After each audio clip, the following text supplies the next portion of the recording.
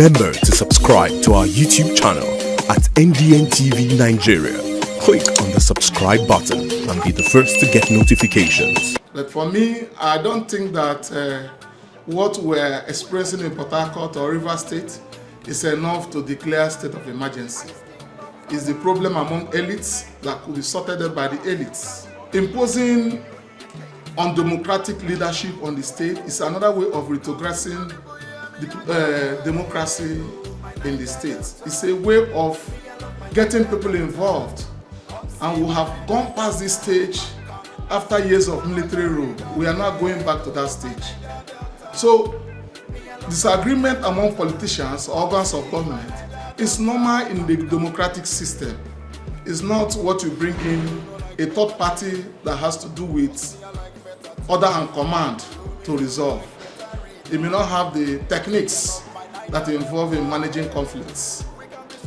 And what the president would have done was to invite the parties that are involved and ensure that he identifies the spoilers. Who are the people benefiting from this conflict?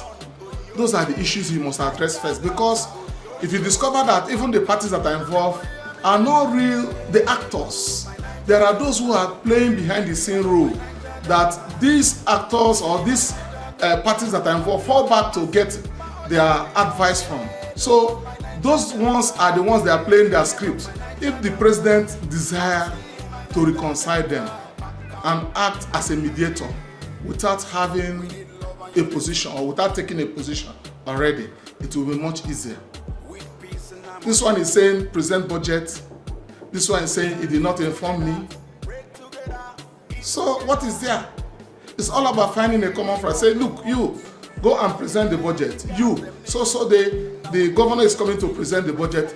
Expect to receive the governor. Governor, write to them. They will reply you and tell you when they are set to receive the budget. Simple.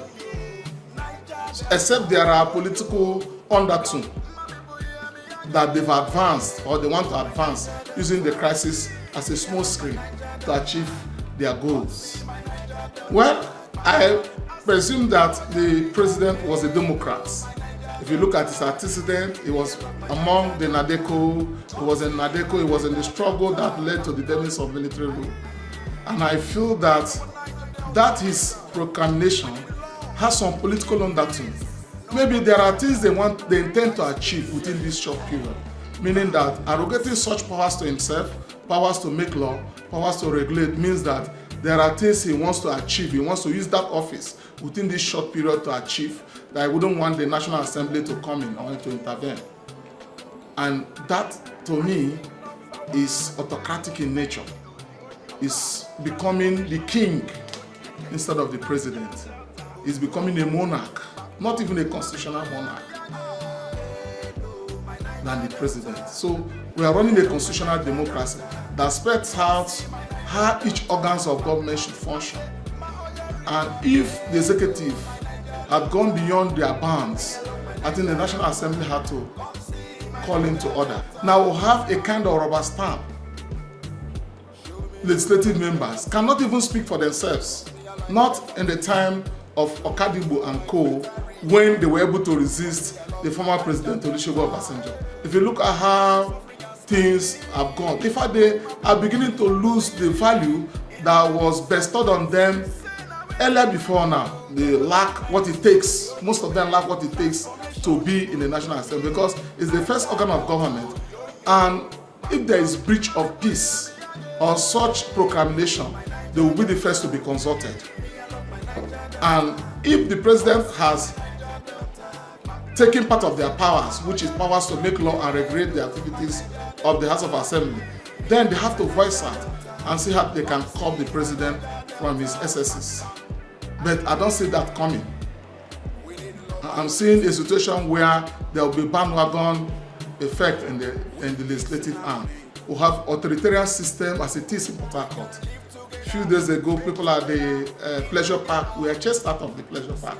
So the environment has become so regimented, whether we like it or not. We expect more of dictatorial rules. We expect more of coughing and soldiers here and there trying to determine when you go out and when you come in. The things we witnessed 20 years back over 20 years back, we begin to see them in Port Harcourt. And nightlife in Port Harcourt will also go bad because people will be scared to come out. So it is going to be run by a dictator within this short period, because the sole administrator that had military background had not experienced dialogue.